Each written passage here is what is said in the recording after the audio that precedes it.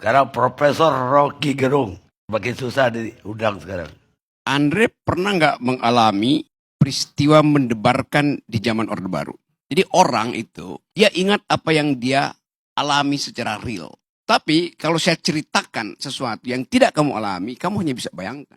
Setiap minggu, saya di LBH dulu, penasehat politik Buyung Nasution. Setiap kali kita diskusi, datang polisi dari Kramat 5, dulu polisi dan tentara masih sama, Kremlin kita sebut. Dia masuk ke ruang diskusi, ada Malik. Dia naik di atas meja, dan dia bilang, demi undang-undang saya bubarkan diskusi ini. Orde Baru pakai demi undang-undang. Dia sah bubarin itu. Undang-undangnya subversif memang. Tapi dia pakai undang-undang. Kalau sekarang, rektornya ditelepon, jangan terima Rocky Gerung untuk diskusi itu. Anda lihat. Jadi kalau Anda bilang, Jokowi merawat demokrasi, Jokowi tiba ketika Indonesia udah demokratis, Saudara Andre. Jokowi nggak ada di mana-mana ketika Anda di Uber-Uber itu. Jadi bagaimana mungkin Anda bilang Jokowi sedang merawat demokrasi? Dia memberantakkan demokrasi, itu intinya. Ada pepatah bilang begini, we choose joy and sorrow long before we experience them. Kita memilih kegembiraan atau kesusahan jauh sebelum kita mengalaminya.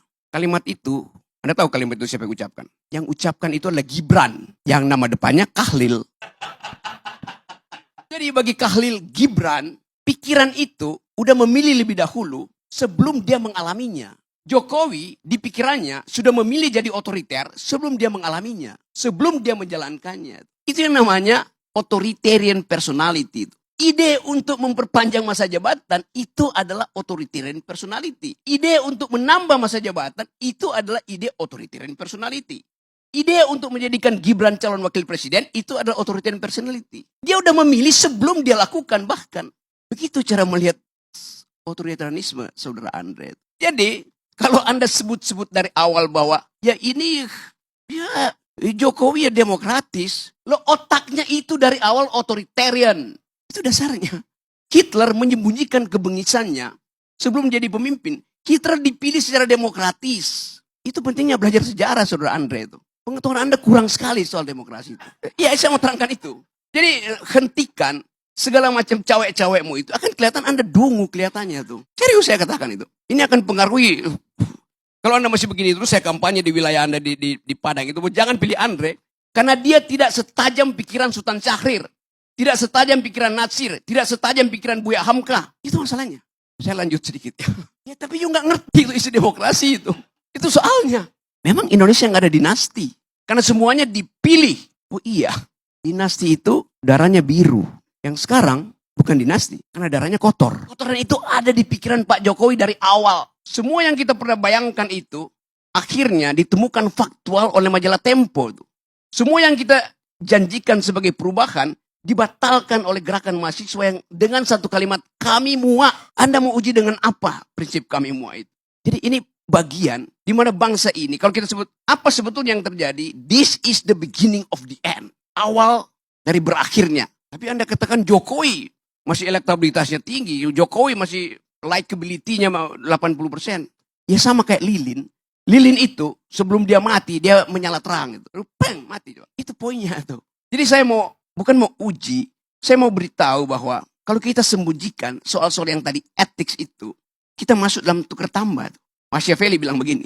Kebusukan kekuasaan bukan pada penggunaan fisik kekuasaan.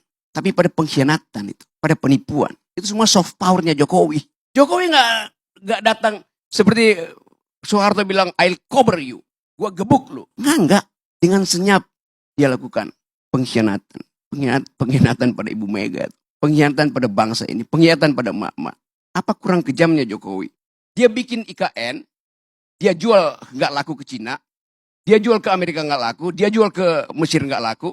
Dia jual ke Malaysia nggak laku, dia jual ke Singapura nggak laku. Lalu akhirnya dia paksa oligarki itu untuk nyumbang di depan. Kurang cukup. Dia suruh APBN pindahkan 20, 30, 40% ke IKN. Pada saat yang sama, seorang pria berkeluarga di Kupang, tempat Parera, 2 hari lalu, merobek perutnya karena nggak bisa beli beras. Pengisan siapa dengan Pak Harto? Tidak pernah ada di zaman Soeharto orang bunuh diri karena nggak bisa makan. Padahal orang ini setiap bulan di Kupang itu nunggu di pintu gerbang desa untuk dapat BLT. Dan itu ilmunya Jokowi. Membujuk orang supaya tidak produktif, supaya tidak pinter. Bagian besar mereka yang nunggu BLT itu adalah pemilih yang tidak tamat kelas 7. Bagaimana mungkin kita bicara hal-hal yang normatif, etik, pada pemilih yang 80% dari pemilih Indonesia itu tidak tamat kelas 7, artinya tidak tamat SMP. Mereka menunggu serangan fajar, mereka menunggu BLT. Itu bengis namanya. Zaman Pak Harto kurang ajar. Dia suruh konglomerat eksploitasi sumber daya. Berapa persen yang balik ke negara? 35%. Zaman SBY berapa persennya balik ke negara? 27%. Zaman Jokowi berapa persennya balik ke negara? 6%. Itu bengis namanya itu. Hak saya untuk dapat keadilan. Hak mak-mak untuk dapat nutrisi. Supaya anak-anaknya punya masa depan, tidak mengalami stunting. Dibatalkan oleh Jokowi melalui proyek-proyek infrastruktur yang gak ada gunanya tuh. Tadi saya baca di koran. Gubernur DKI bilang begini. ASN, kalau Anda malas, saya kirim ke IKN. Jadi IKN itu tempat pembuangan, tempat penghukuman. Jadi Anda bayangkan seluruh literasi, narasi dari rejim Jokowi itu buruk. Minus bahkan. Tidak mengajarkan impian. Kenyataan yang dibikin oleh Jokowi. Di mana IKN itu bagus? Ada. Di mana? Di laptopnya Jokowi itu. Itu dasarnya. Jadi saya mau terangkan ini untuk memberitahu bahwa yang disebut otoritarianisme tidak harus melalui keadaan yang Anda lihat. Kenapa Presiden Soeharto otoritarian? Ya karena dia rejim militer. Ini rejim demokratis, tapi memakai ide politik untuk mengatasi kemandekan ambisi dia. Itu datang dari pikiran yang otoritarian itu. Saya ingin beri semacam gambaran bahwa perubahan politik dalam keadaan semacam ini, di dalam keadaan ada pembusukan institusi, political decaying, harus kita bayangkan juga terjadi di luar sistem elektoral. Itu kira-kira yang dimaksudkan oleh Ibu Mega. Kalau saya mau teruskan logika Ibu Mega. Ibu Mega tidak bicara buat Pak Jokowi, tidak bicara buat Gerindra, tidak bicara buat macam-macam. Dia bicara untuk merekatkan kembali Wong Cilik. Karena cuma itu ingatan publik terhadap PDIP. Dianiaya oleh rejim otoriter. Sekarang, Wong Cilik nggak bisa bayangkan otoritarisme itu lagi. Karena Wong Cilik nunggu BLT-nya Jokowi. Itu soalnya. Jadi Ibu Mega recovering our past history.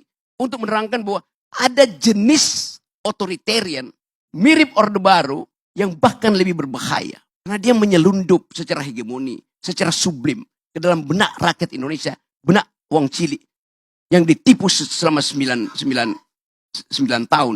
Bukan cuma Wong Cilik yang ditipu. Kelas menengah juga ditipu.